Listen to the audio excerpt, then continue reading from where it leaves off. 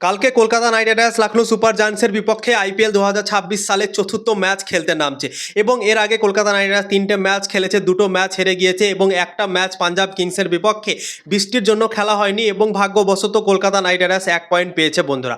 তো কালকে অনেক ইম্পর্টেন্ট ম্যাচ লখনৌ সুপার জায়ান্টসের বিপক্ষে কলকাতা নাইট রাইডার্স খেলতে যাচ্ছে, ইডেন গার্ডেনের মাঠে হোম গ্রাউন্ডে খেলতে যাচ্ছে এবং কলকাতা নাইট রাইডার্সের প্লেইং 11 কেমন হতে পারে এবং ক্যামেরন গ্রিন কালকের ম্যাচে বোলিং করবে কি করবে না সেটাকে নিয়েও তোমাদেরকে আপডেট জানাবো। তো ভিডিওকে লাস্ট অবধি দেখতে থাকো আর চ্যানেল নতুন থাকলে চ্যানেলটিকে ফলো আর সাবস্ক্রাইব করে দেবে এবং লাইক শেয়ার করে দেবে। তো চলো ভিডিওটাকে শুরু করি। কলকাতা নাইট রাইডার্স পাঞ্জাব কিংসের বিপক্ষে ম্যাচ খেলতে নেমেছিল, অনেক বড় বড় প্রশ্ন উঠে গিয়েছিল। ক্যাপ্টেন্সির ওপর প্রশ্ন উঠেছিল, কোচের ওপরেও প্রশ্ন উঠেছিল, কি বৃষ্টির সম্ভাবনা ছিল তা সত্ত্বেও কলকাতা নাইট রাইডার্স টসে জেতার পর বোলিং করার সিদ্ধান্ত না নিয়ে ব্যাটিং করার সিদ্ধান্ত কেন নিল সেই ম্যাচটাতে এবং ব্যাটিং করার সিদ্ধান্ত নেওয়ার পর ফেসে গিয়েছিল কলকাতা নাইট রাইডার্স, দুটো উইকেট হারিয়ে দিয়েছিল, বল অনেক সুইং হচ্ছিল, খেলা খুবই মুশকিল হচ্ছিল এবং ভাগ্যবশত কলকাতা নাইট রাইডার্স বেঁচে গিয়েছিল সেই ম্যাচটাতে বৃষ্টির জন্য। আর কিন্তু খেলা চালুই হয়নি বন্ধুরা। যদি খেলাটা চালু হতো তাহলে হয়তো কলকাতা নাইট রাইডার্স পাঞ্জাব কিংসের কাছে হারতেও পারত বন্ধুরা।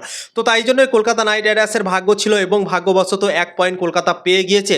কিন্তু কলকাতার কি এখান থেকে ভাগ্য পরিবর্তন হবে? 1 পয়েন্ট পাওয়াতে কি কলকাতা নাইট রাইডার্সের দল একদম পরিবর্তন হয়ে যাবে? তাদের কনফিডেন্স কি একদম বেড়ে যেতে পারে? তো চলো এক এক করে তোমাদেরকে বলে দিচ্ছি কলকাতা নাইট রাইডার্স কোন কোন ভুলগুলো করেছিল এর আগের ম্যাচটাতে পাঞ্জাব কিংসের বিপক্ষে। সব থেকে বড় ভুল করেছিল টসে জেতার পর বোলিং করার সিদ্ধান্ত না নিয়ে ব্যাটিং করার সিদ্ধান্ত নিয়েছিল।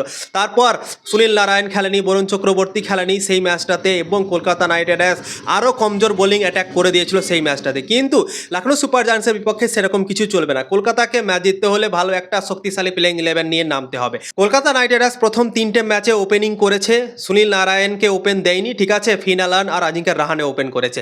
তো সব থেকে বড় একটা পরিবর্তন আমার মনে হয় ওপেনিংয়ে করতে হবে। সুনীল নারায়ণ আর ফিন অ্যালানকে ওপেন করানো উচিত এবং এদের মধ্যে লেফট রাইট কম্বিনেশনও তৈরি হবে এবং সুনীল নারায়ণ ভালোই ক্রিকেট খেলে ওপেনিংয়ে আমরা জানি, ফিন অ্যালান তো ভালোই ক্রিকেট খেলছে, দুটো ম্যাচে ভালোই খেলেছে, তৃতীয় ম্যাচটাতে তার ব্যাট চলেনি, রান করতে পারেনি বল সুইং করার জন্য। তো আশা করছি ফিন অ্যালান ভালো খেলবে এবং সুনীল নারায়ণকে দিয়ে যদি ওপেন করায় তার সাথে কলকাতার জন্য একটা লাভদায়ক হবে। আজিঙ্কা রাহানেকে 3-এ ব্যাটিং করা উচিত আমার মনে হয় বন্ধুরা। তো টপ 3 হয়ে গেল এটা। 4 নম্বরে আমার মনে হয় আঙ্কির রঘুবংশীকে খেলানো উচিত, 5 নম্বরে রিঙ্কু সিংকে খেলানো উচিত, 6 নম্বরে আমার মনে হয় রহমান পাওয়ালকে খেলানো উচিত ক্যামেরন গ্রিনের জায়গাতে। ক্যামেরন গ্রিনের হয়ে গিয়েছে 3টে ম্যাচ খেলার পর মাত্র 24 রানই সে করতে পেরেছে এবং নিরাশ করছে, সে বলও করে না। আজকে খবর বেরিয়ে আসছে ক্যামেরন গ্রিনকে নিয়ে কি ক্যামেরন গ্রিন কালকে এলএসজির বিপক্ষে বল করতে পারে। ইএসপিএন ক্রিক ইনফোর একটা রিপোর্টে বলা হয়েছে কি কালকে বল করার সম্ভাবনা নাকি রয়েছে।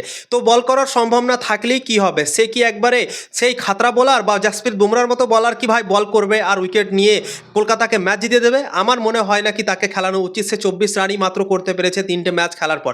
তো আমার মনে হয় তার ফর্ম খুবই খারাপ আছে, বোলিংয়ে খুব একটা যে ভালো করবে সেটাও তার উপর ভরসা নেই আমাদের, ঠিক আছে।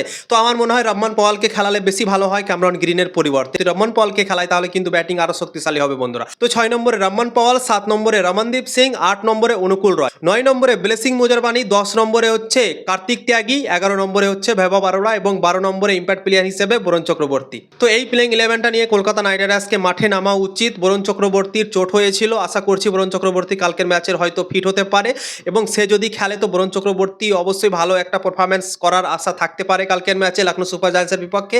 এবং সুনীল নারায়ণে হালকা চোটের জন্য খেলতে পারেনি, তার শরীর খারাপ ছিল, তাই জন্যই পাঞ্জাবের বিপক্ষে প্লেইং 11-এ সে জায়গা পায়নি। তো আশা করছি সুনীল নারায়ণ ফিরে আসবে এবং আশা করছি ওপেন যদি করে তো কেকেআর এর জন্য ভালো হবে বন্ধুরা। তো সুনীল নারায়ণ আশা করছি কামব্যাক করে যাবে এবং বরুণ চক্রবর্তীরও খেলার সম্ভাবনা কালকে থাকতে পারে। তো বরুণ চক্রবর্তী আর সুনীল নারায়ণ যদি আসে এবং তার সাথে অনুকূল রয় থাকে, 3টে স্পিন বলার এবং পেস বলার তো ভাই আছে, কার্তিক ত্যাগী আছে, ভেবা বারোড়া আছে। তো ভেবা বারোড়া তো ভালো বল করেনি, তার উপরও ভরসা রাখবে কলকাতা নাইট রাইডার্স। তো এই প্লেইং 11 নিয়ে কলকাতা নাইট রাইডার্স মাঠে নামতে পারে লখনৌ সুপার জায়ান্টসের বিপক্ষে এবং ম্যাচ জেতার সম্ভাবনা কলকাতার জন্য হতে পারে কালকে। তো কলকাতা 1 পয়েন্ট পেয়েছে এবং সেটার জন্য হয়তো ভাগ্য পরিবর্তন হতে পারে কলকাতা নাইট রাইডার্সের দলের জন্য বন্ধুরা। কলকাতা আর লখনৌর মধ্যে এখন পর্যন্ত আইপিএলে 6টা ম্যাচ হয়েছে, লখনৌ সুপার জায়ান্টস জিতেছে 4টা ম্যাচ এবং কলকাতা মাত্র 2টো ম্যাচই জিতেছে। তো লখনৌ সুপার জায়ান্টসের পাল্লাটা ভারী আছে কলকাতার সামনে বন্ধুরা। তো দেখা যাক কালকে কি হয়, Kolkata Knight Riders Lucknow Super জায়ান্টসকে হারাতে পারে কি পারে না। কালকে কারোয়া মারোয়ালা ম্যাচ আছে কলকাতার জন্য, কালকে যদি হারে তাহলে কিন্তু প্লে অফের সম্ভাবনা অনেকটা কমে যাবে কলকাতার জন্য বন্ধুরা।